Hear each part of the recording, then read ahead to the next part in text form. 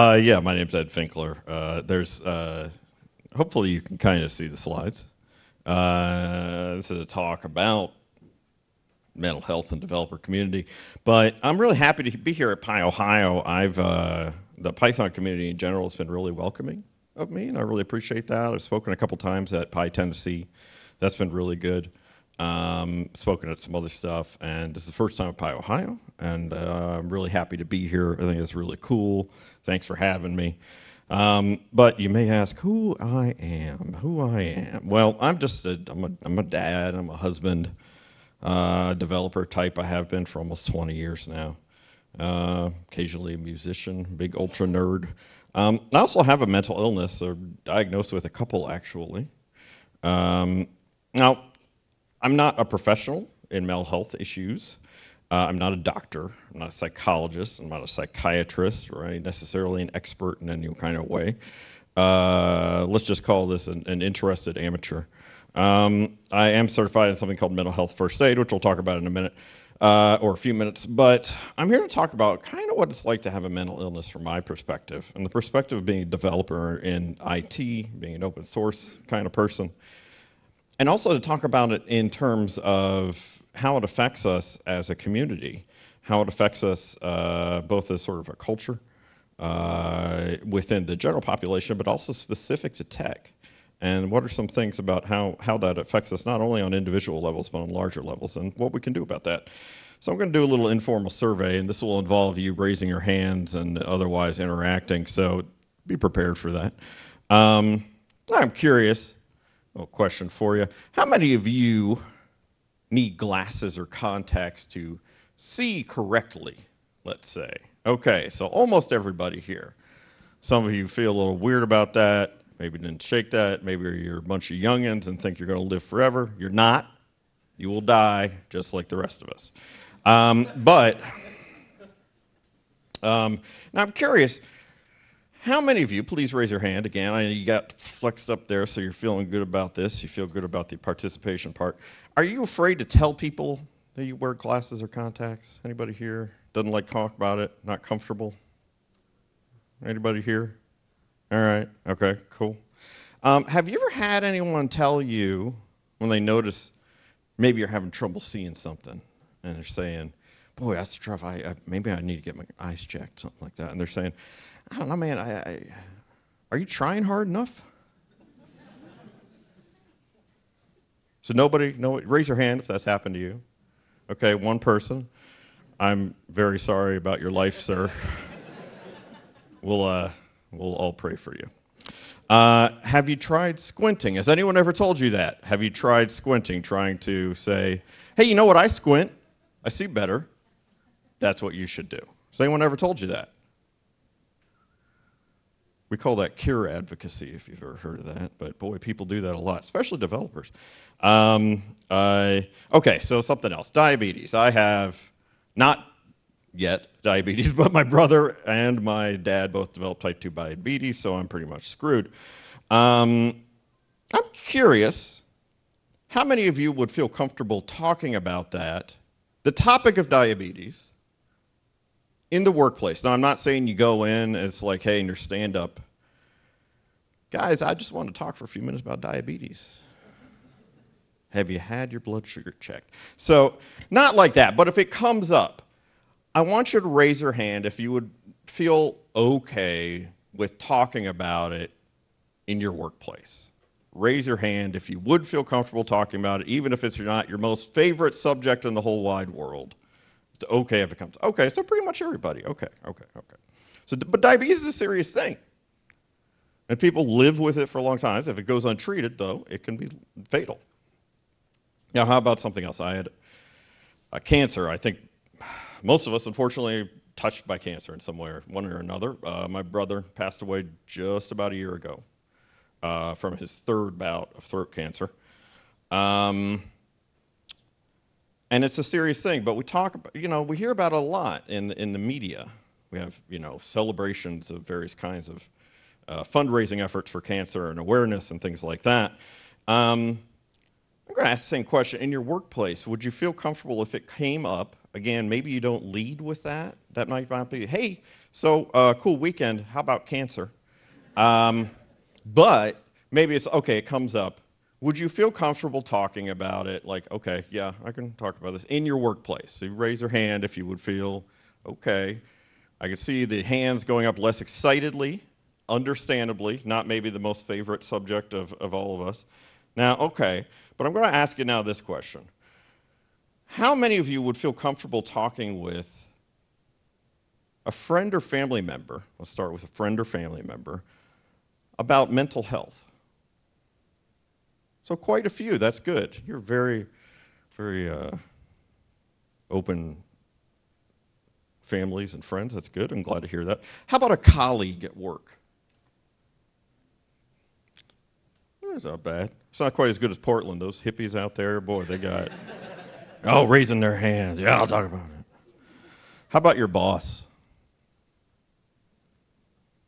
Relatively low on that scale. Lower than, or higher than some I've seen, but yeah. So I want you to keep that in mind. I want you to keep it in mind while we talk about this stuff.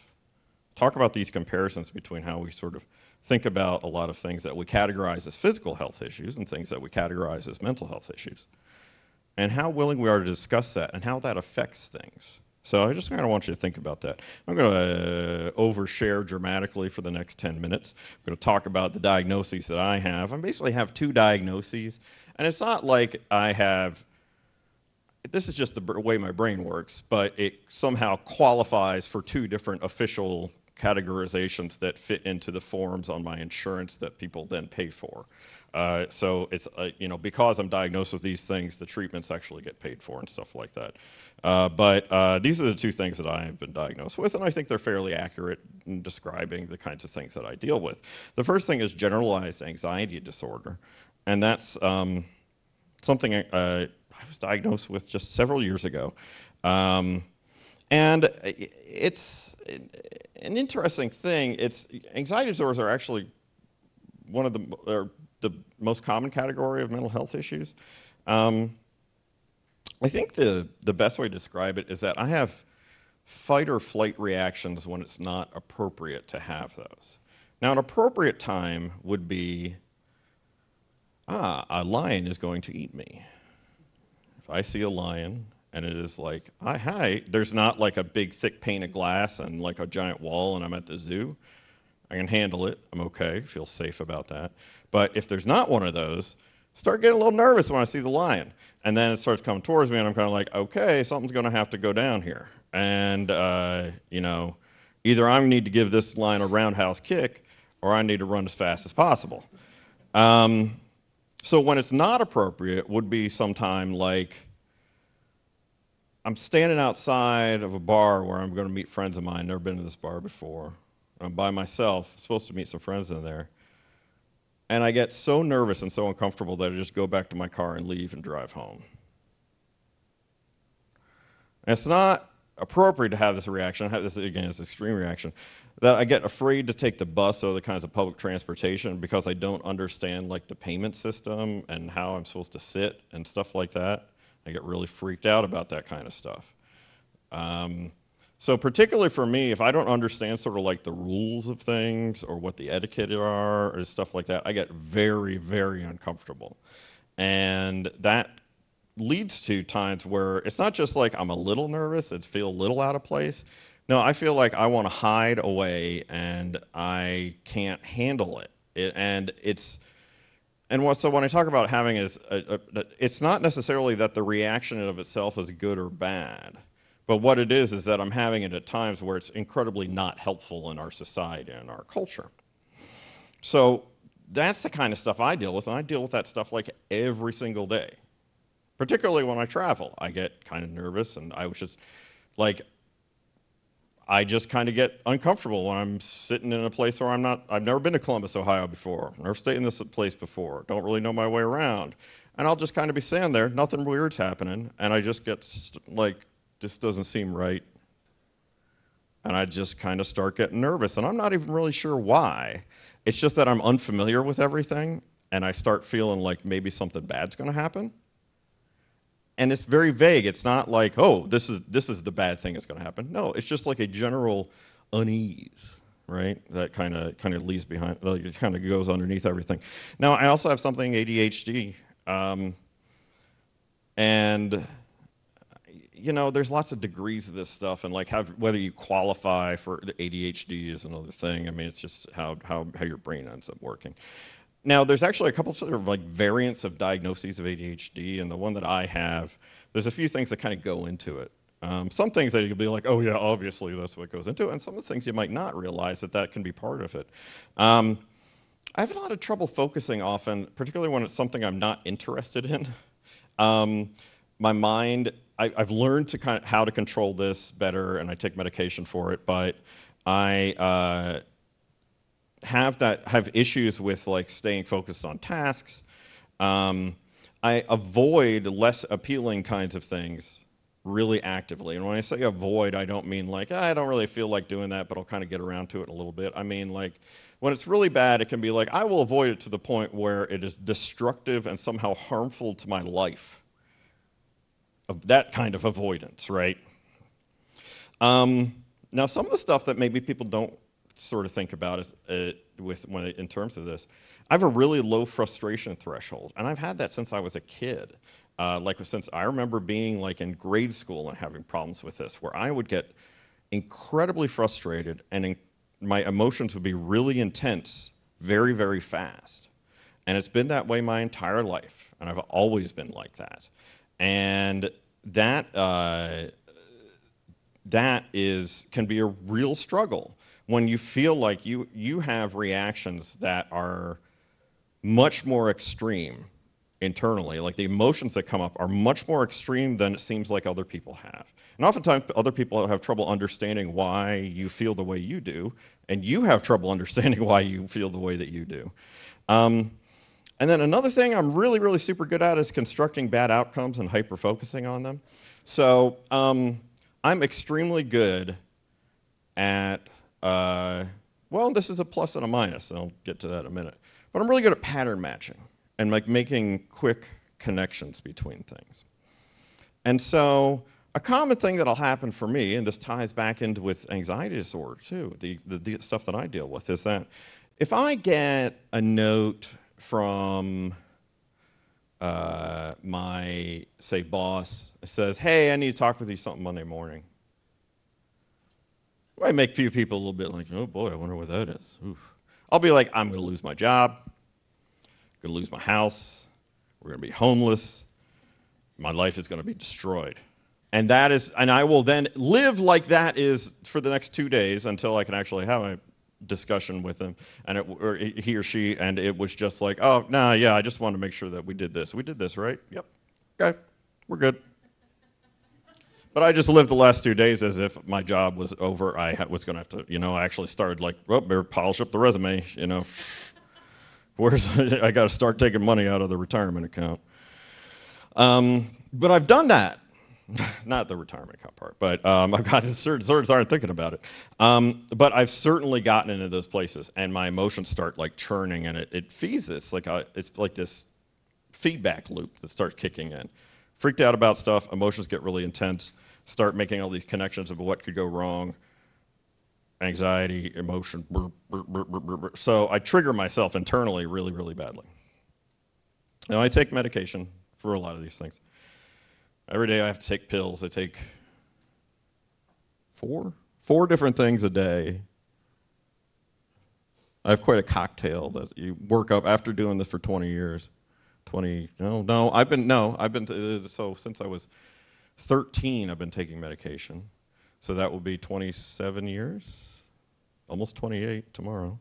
So I've been doing this for a while, and you try different things and figure stuff out. So I take a couple different medications.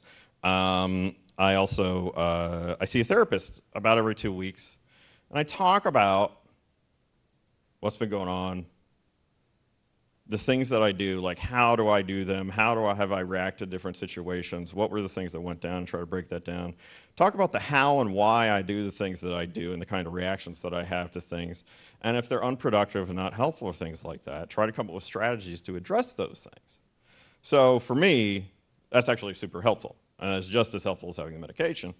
is to do this. Because for me, I have chronic conditions, and I have to work on ways to, for me, kind of training my brain to have different kinds of reactions. And that's a pretty common thing for people with anxiety disorders, is that there's work that you go into to sort of train yourself to do different kinds of stuff. It's a pretty common thing.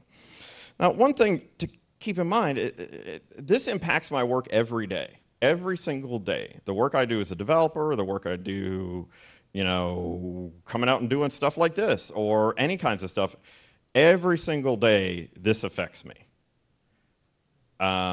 Sometimes I'm doing awesome, and sometimes I'm doing crappy, but this is the way my brain works, and I'm with my brain 24/7, 365, and so this isn't something that just only kind of comes up every once in a while for me. Now, it can vary for everybody else. For me, that's what it's like. Now, sometimes it gives me freaking superpowers, and it's awesome, and I am distinctly good at some aspects of the career that I have and the jobs that I've had and the jobs I have now, because my brain works the way it does. I am better at some of those things, and I do excel at certain things because that's the way my brain works. I talked about the fact that I'm good at sort of free association and pattern matching, and I have found that I can do that stuff faster and make those connections faster than a lot of people. I'm not that great a programmer. I'm certainly not theoretically. I C-minused my way through a CS minor, barely know what the hell I'm doing. That's why I got into web development. Just gluing strings together. It's not anything shit. Homeboy started talking about sockets yesterday. I was like, Jesus, what are you talking about? What do you mean I can't call the function? So a couple things but I'm good at. I'm good at anticipating security issues. Well, because I'm kind of well, you know, if we don't because most security issues are basic stuff. It's not. There's some magic shit. It's like, what's going on in OpenSSL with encryption? Don't ask me about that. I don't know anything about that stuff. But it's stuff like, well, if we just let somebody if we just take input that's not validated or sanitized in any way over here, well, then we inject it in over here, that's a security problem, right? And a lot of times I find that I can find those issues more quickly.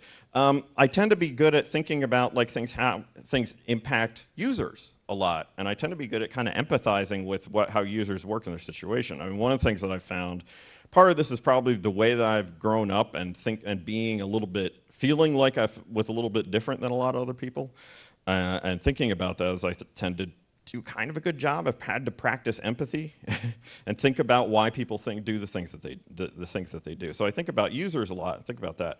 And one of the things, I do another talk which is almost entirely about this, but basically the reason why we build stuff is so that the people who can use them can get stuff done. And we don't really do stuff necessarily, at least in our jobs, for the sake of doing it.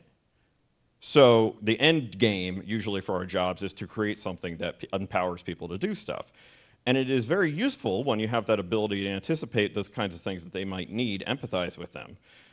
That kind of stuff. That's really incredibly useful, and in fact, a very, very powerful thing that doesn't get talked a lot about is what's good at being a developer, or what makes you a good developer, but I think is absolutely essential.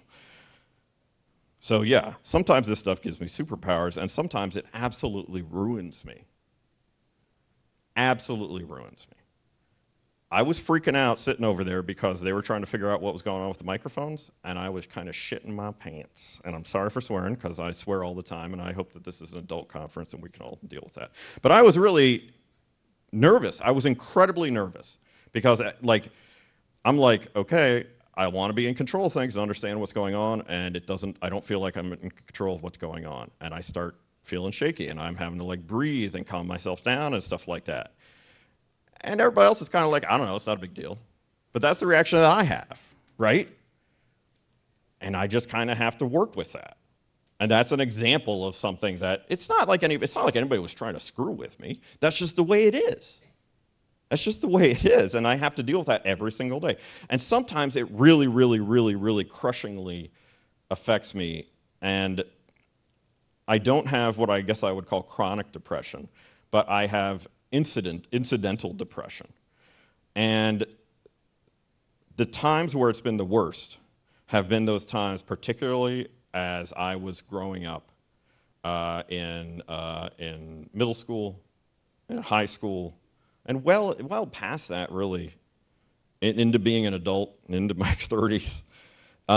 It's just feeling alone, because you feel like nobody else is like you, and you didn't understand why you are this way, and you don't seem to be able to cope in society, and you don't seem to have the same reactions everybody else does. So why is that? Why do you feel like that? And you feel just completely alone. And you could be in a room full of people and feel like nobody understands what the hell you're talking about, and it is so lonely and crushing. And when you feel like that, it is very hard to feel positive, to feel like there's options, to feel like there's ways, there's things that you can do. Because you just feel broken, like you are not supposed to be like this. You are not designed to work in society, and there's something fundamentally wrong with you. And I have absolutely actively thought that about myself many times. The thing is, there's actually a lot of people who feel like that. And I'll get into that in a little bit. Well, not a little bit right now, actually. How does it affect us? How does it affect us? So here's the thing. If we're just measuring at any given time number of people dealing with a mental health issue, most of the studies that you'll see, at least in the United States, and I think it's common in other countries somewhat similar to the United States, is that 1 in 5 people have a mental disorder in any 1 year in the US. That's 20% of the population. That's enormously high. So, am I actually all that abnormal? Am I actually like this singular entity who was designed incorrectly and tossed out into a society that I don't work in? No, that's absolutely just not true. There's a lot of people like this, and it's actually super common. In fact, the things I deal with, primarily anxiety disorders and things like that, are the most common of all these kinds of disorders. I'm talking about something called disease burden. This is a term I found. There was a study called the Global Burden of Disease that the World Health Organization released in 2004, and they haven't done, I don't think they've done another one since then. So this is, again, this is a look at the global sort of impact of different diseases and disease categories throughout the entire world, broken down by category of condition, broken down by, different demographic groups and stuff like that. It's really interesting stuff. I mean, if you are into this kind of thing, I guess. Anyway, they have this metric called disease burden, and it's basically you take premature death and then plus years lived with the disability. There's some math involved that, I'm not good at math, that's why I'm a web developer. So you put that together, you have this idea of disease burden. And in this study, the World Health Organization 2004 Global Burden of Disease, they show, they assert, based on their studies, that the burden of mental disorders, that category of condition, is the largest of all disorder categories in North America. More than cardiovascular disease, more than cancer, that the disease burden is highest with mental disorders. And this is a quote from that study. In all regions, neuropsychiatric conditions are the most important causes of disability, accounting for around 1/3 of years lost to disability among adults aged 15 years and over, unquote. That is enormously impactful globally. If we look at the economic costs here, and these are some things, in this case, this study that, I'll get you the slides elsewhere if you can't see it. We talk about economic cost. And a lot of this stuff is this is in the US, and a lot of this is specific about depression specifically. Specific about depression. Mental health conditions, and it shows in this study that we have, mental health conditions, the second leading cause of workplace absenteeism. I don't know what the first one is. We'll find out. And we'll fight that too. So workers with depression lose on average 5.6 hours a week, and workers without only 1.5. That's an enormous difference. It makes a huge impact. Economic direct impact. And if you're talking, these numbers are always kind of fuzzy, like how do they come up with this stuff? But they make an estimate based on this. And just talking about depression, not talking about not measuring anxiety disorders, not measuring it, just depression, which is one mental health condition. 43.7 billion absenteeism from work, loss of productivity, and direct treatment. That's an enormous number. Very, very important. Now in 2014 and in 2016, but in 2014, this is where the results are from. We did a survey.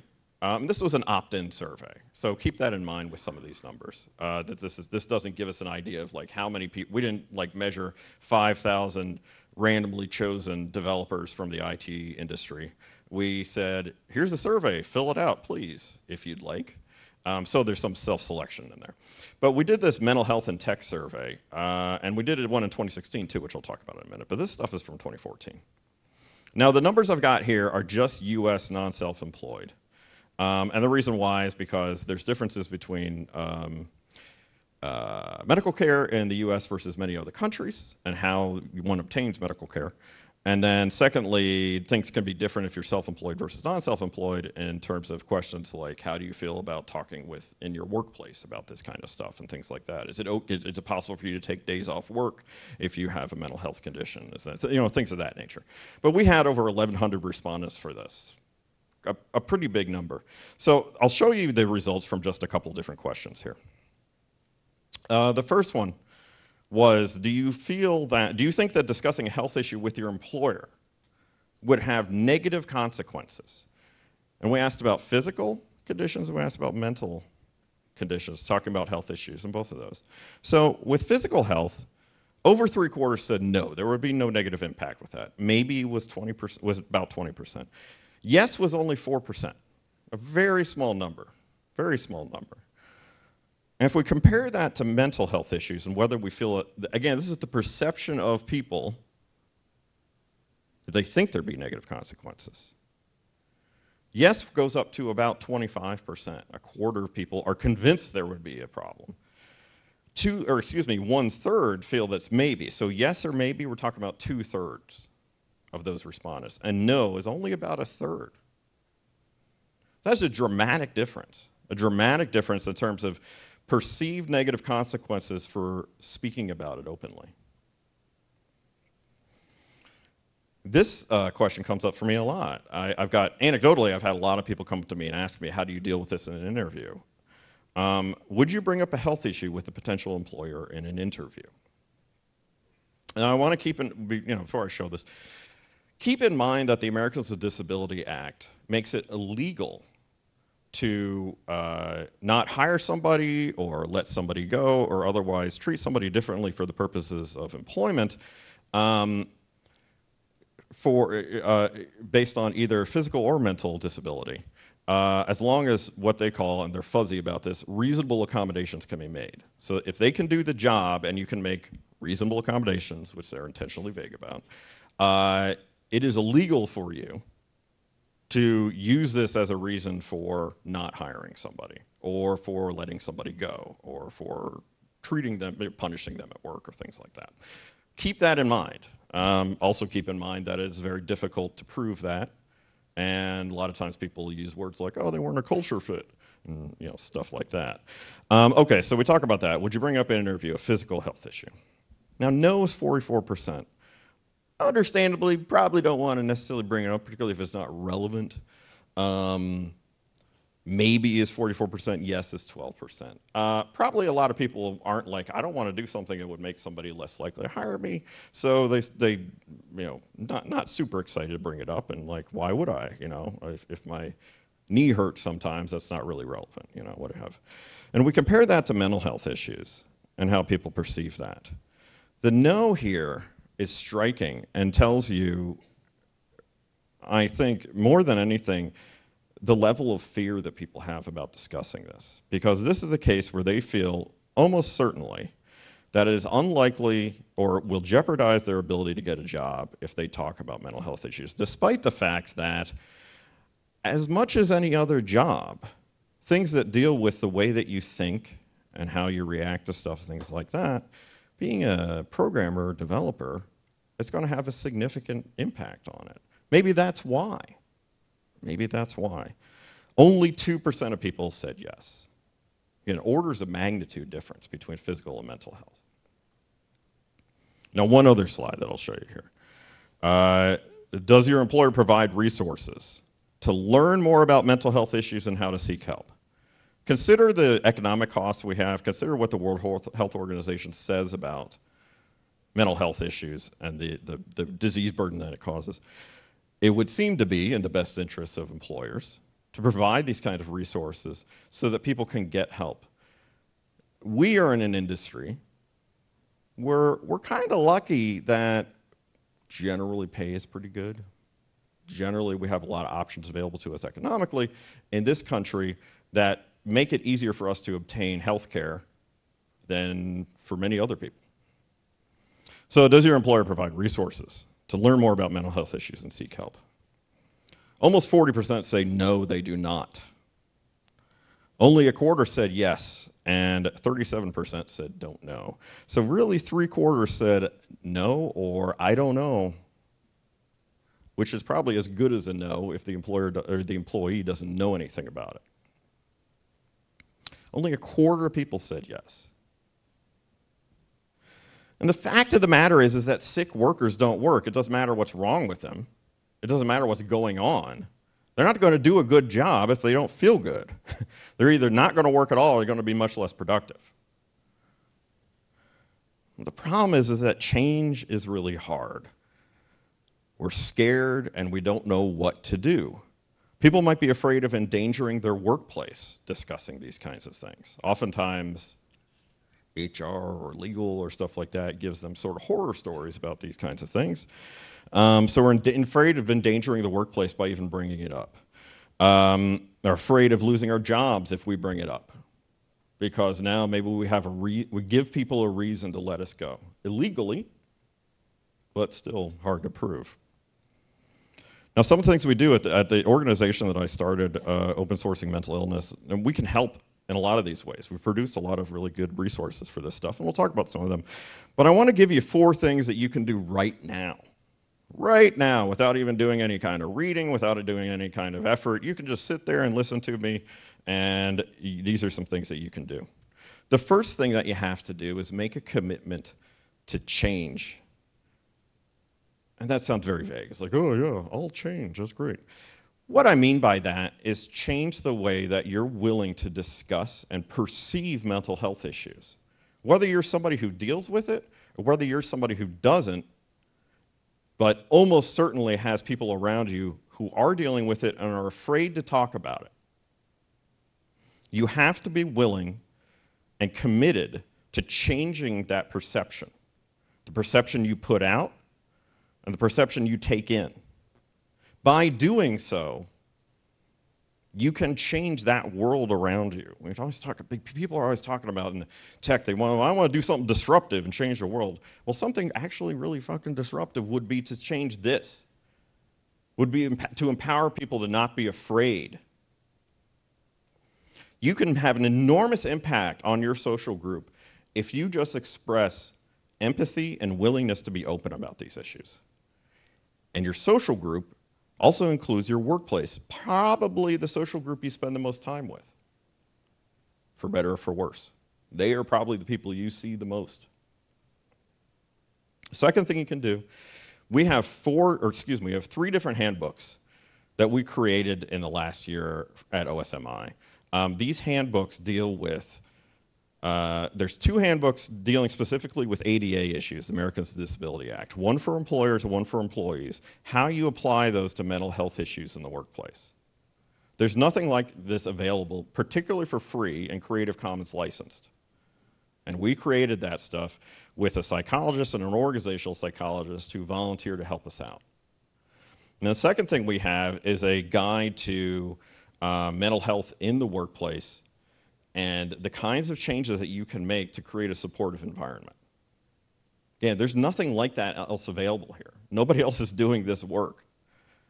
But we actually went out and found people who were willing to take their time and actually have expertise. Not me. Clearly, I was not the person to do this stuff because I don't know anything about organizational psychology.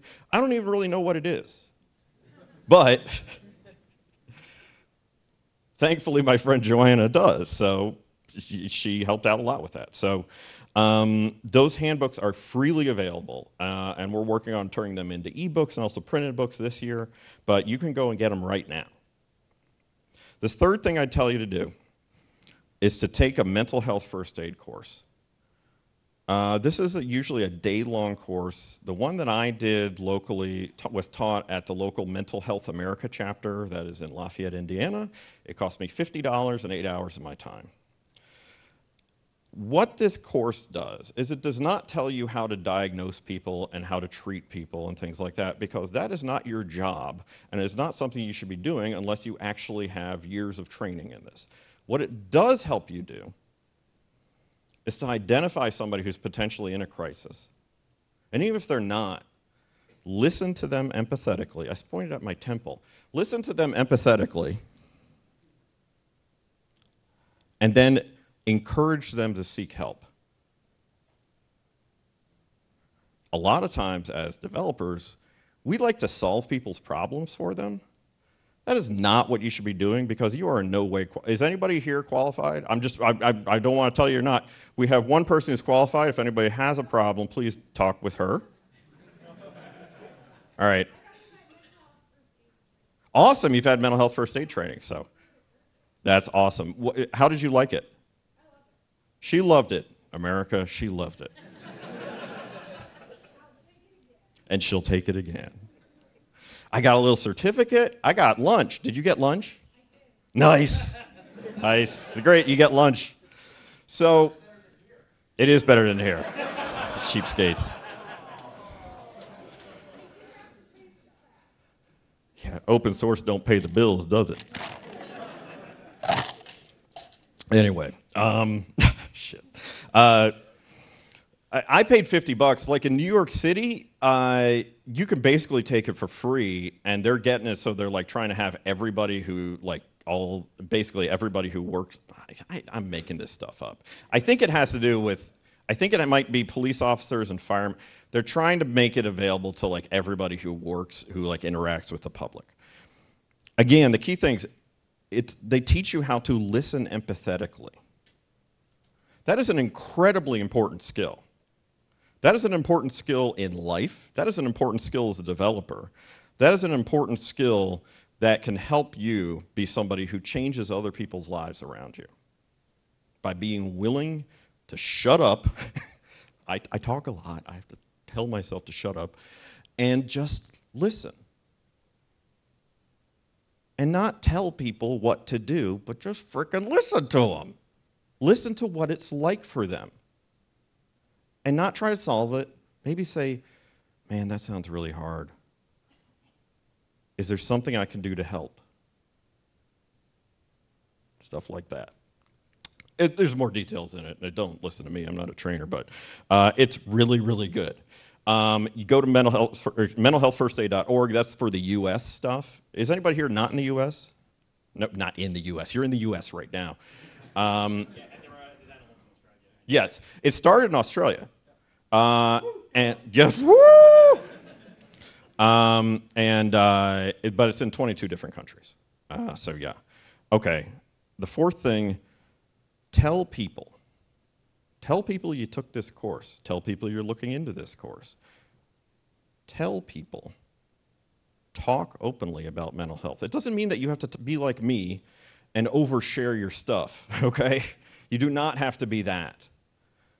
But you can make a dramatic difference by just speaking openly about the topic.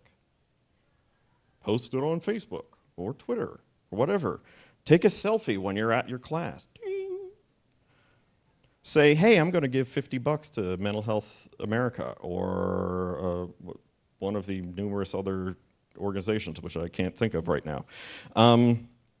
Brag about it on Twitter and Facebook. Talk about it openly. You do not know the impact that that has on the people around you. If you don't deal with it, you will quickly realize when somebody comes up to you and takes you aside and says, it really means a lot to me that you spoke about that, because they've been scared for so long. So what's the upside of this other than just being like a decent human being and trying to help people and stuff like that? Those, you know, that doesn't pay the bills. Why try to change your workplace in particular? And that's a lot of what we do at OSMI, and we try to focus on like in the tech workplace and what we're trying to do. Well, you do it because it benefits the organization and it benefits everyone in it. Because at the end of the day, mental wellness means better employees. Period, end of story. Mental wellness means you have better employees. Employees feel valued and secure and work more effectively when employers demonstrate a commitment to their well-being.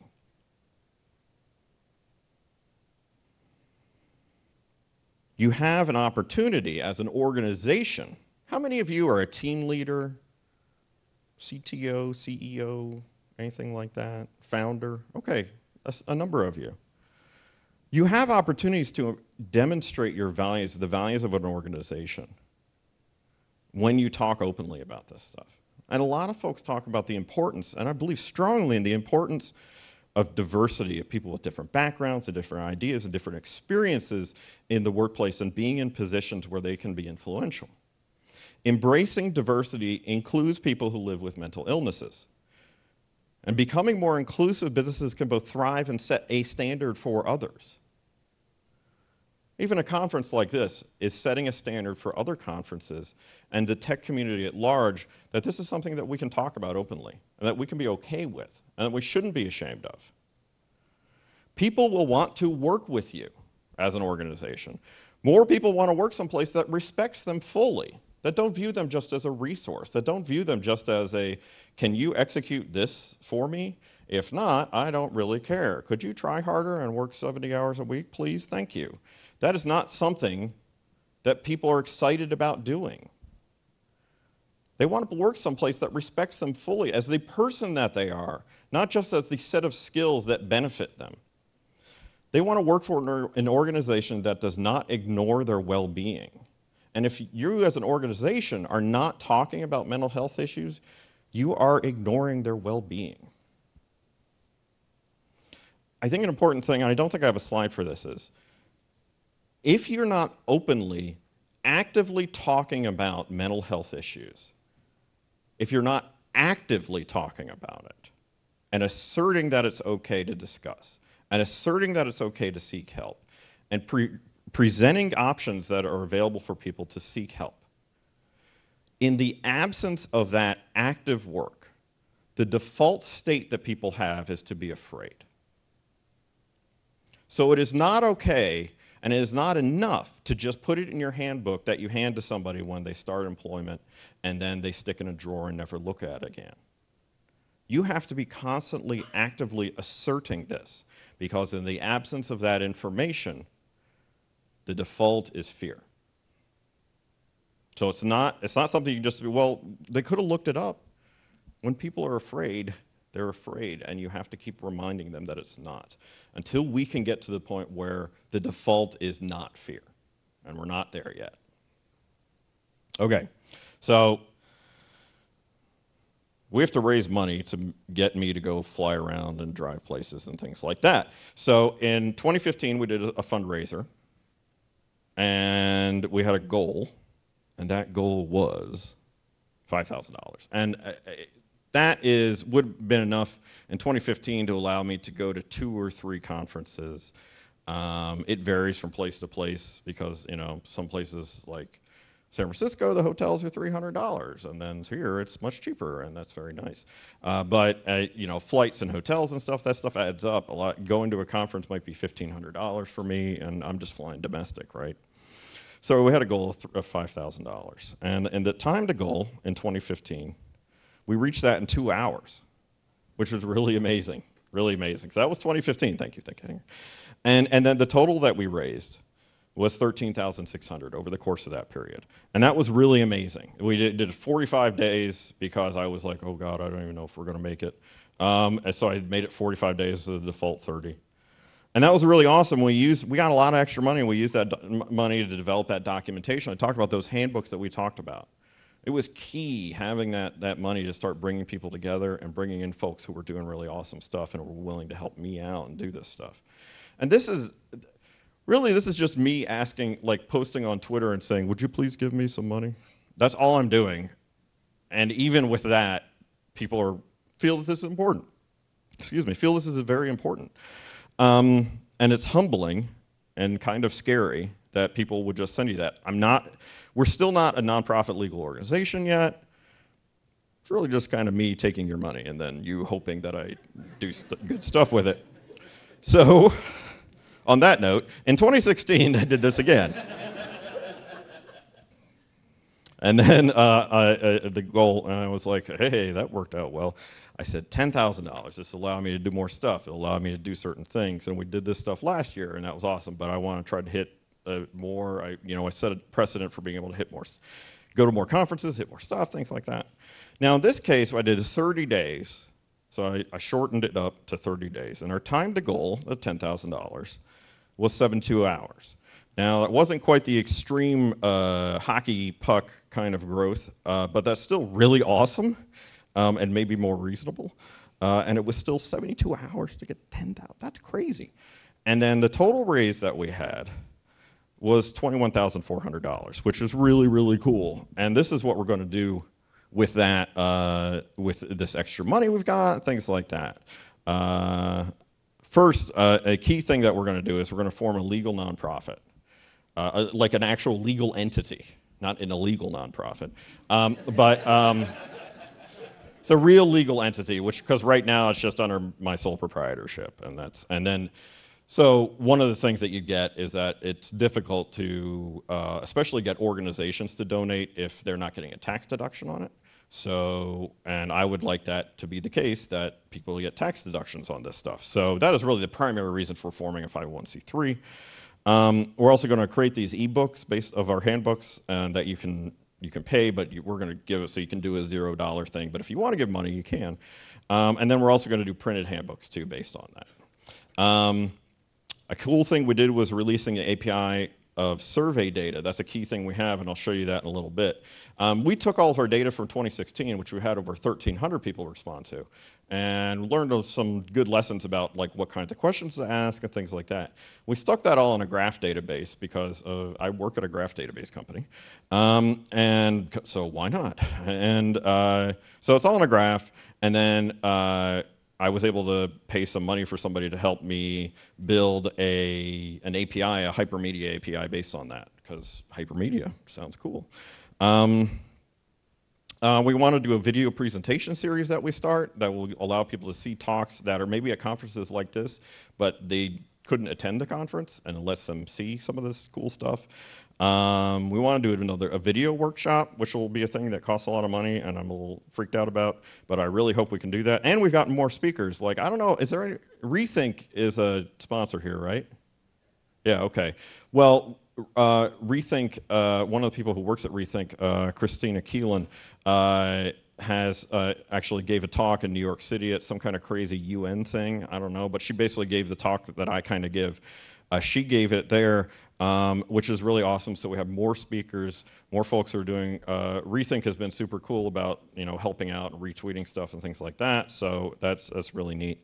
So all of those things are happening kind of because we got more than $10,000, and that was cool.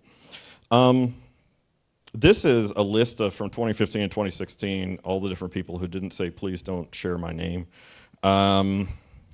And that's 276 badasses right here who donated, and it's really, really cool that that many people felt strongly enough about this and believe in what we're doing, and it's humbling and amazing and really awesome. If you're really good with like JavaScript animations and stuff, I want to make some kind of cool visualization of this, but it would probably take me longer. I could probably figure it out, but if you really want to help with that, that's open source, right? Hey. These are the volunteers that we work with. If you go to the webpage, osmihelp.org, you can see it. But these people are either much more helpful or smarter than I am. Jennifer Kulian and Johanna Wu both are first is a psychologist, has a PhD in psychology, and Johanna has a PhD in organizational psychology. They primarily worked on the handbooks. All these folks are doing really amazing stuff, and just super, super helpful.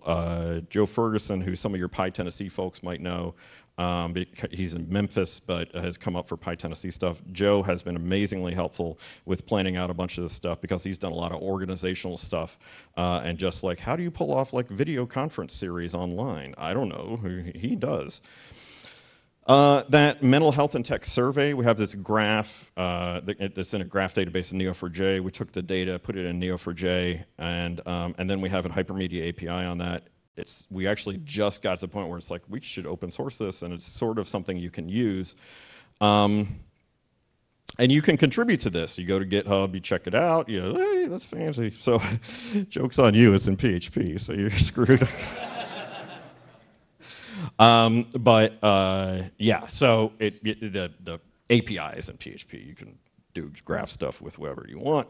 And also, I really want to use that as the basis for a thing to explore the survey data, and I'm kind of hoping to maybe get a little more help with that.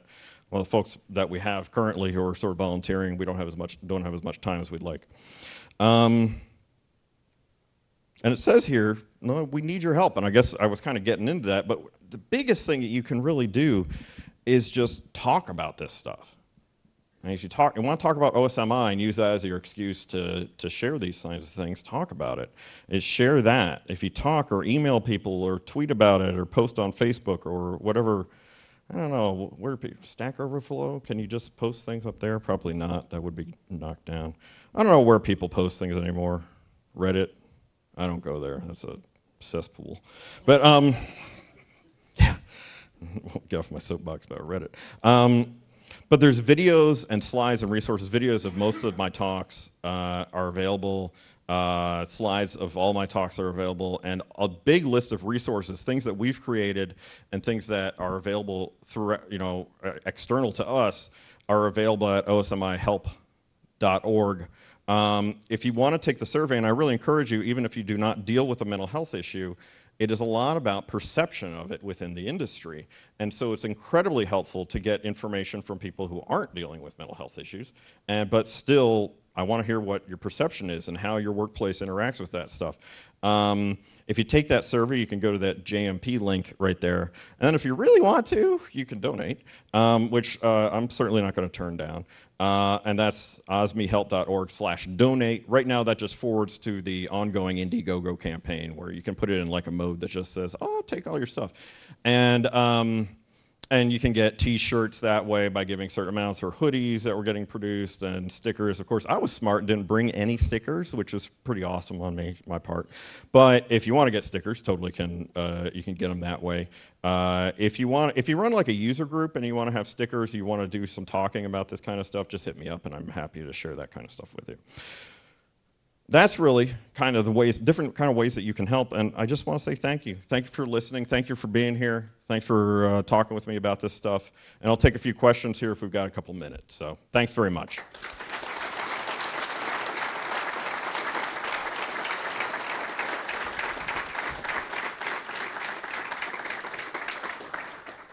All right, well, you raised, I didn't even say time to take questions yet, so you better, yeah, okay, yeah, go ahead, please. Thank you very much for sharing, and just a personal data point, you were sort of saying that sharing matters. I've had exactly the same experience talking to my depression, so yes. This was for questions. Yeah. Okay. All right, go ahead, yeah. The name of your organisation is Open Source Open Sourcing Mental Illness, yeah. A lot of what you've been talking about is employers-employee type relationships. Yep. What should open source organisations, open source projects, things like that, be doing better in terms of dealing with this? Because there isn't the Americans with Disabilities Act doesn't really apply. No, it don't know. So no, in fact. What should these organisations be doing?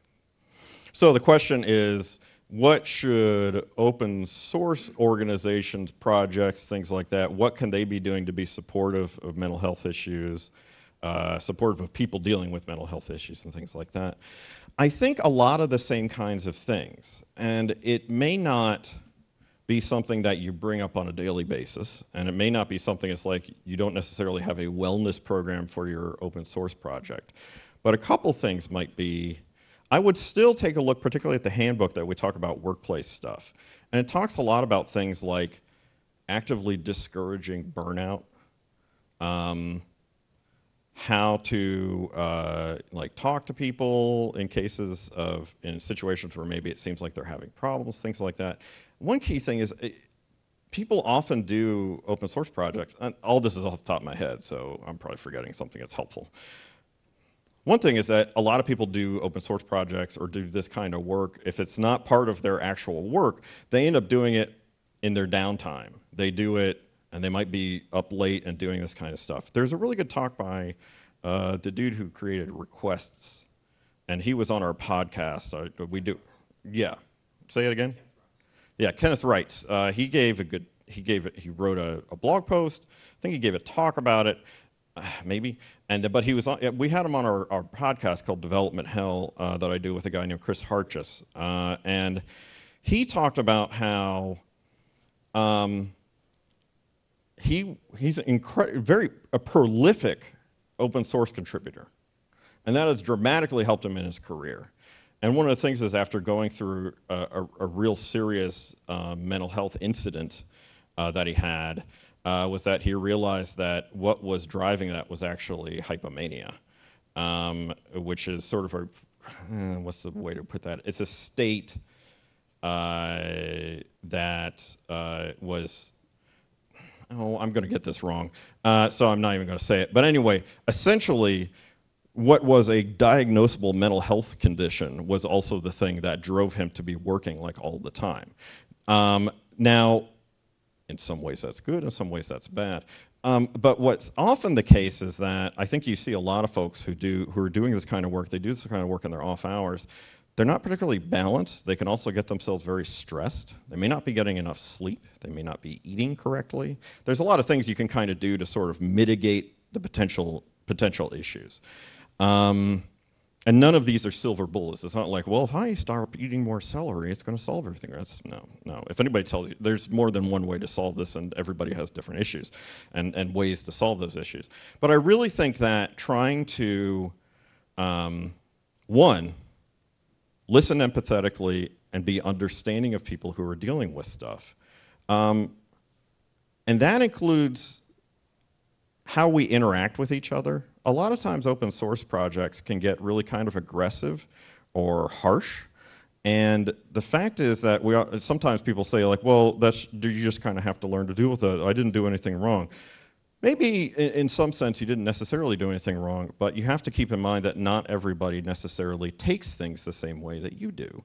And you may be triggering poor reactions or poor emotional states within people. And I guess you could say, well, that's not my problem.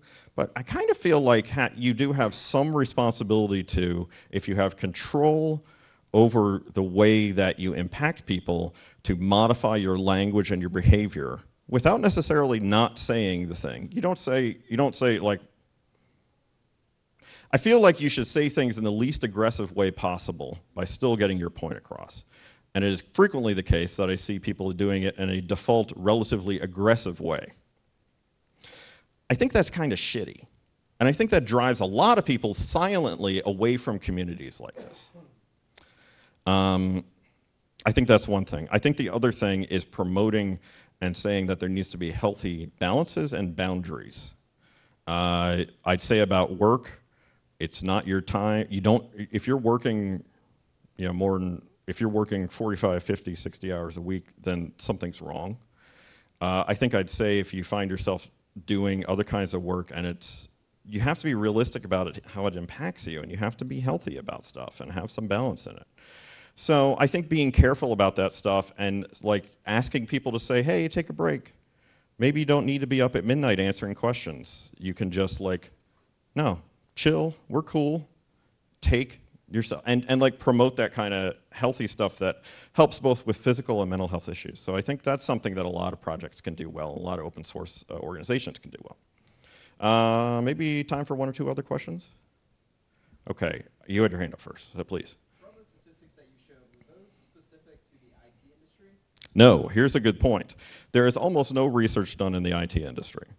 In fact, from what I've been told by people who have PhDs, like Johanna and Jennifer, we are, as far as we know, one of the possibly the only organization that's done general surveys in this area.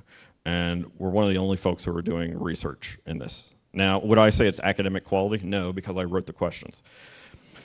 But there is almost no research on it. And one of the things that OSMI is doing this kind of research to try to identify, are there things that are particular about IT, and particular about the kinds of folks who work in IT, that's different than the general population? We don't know.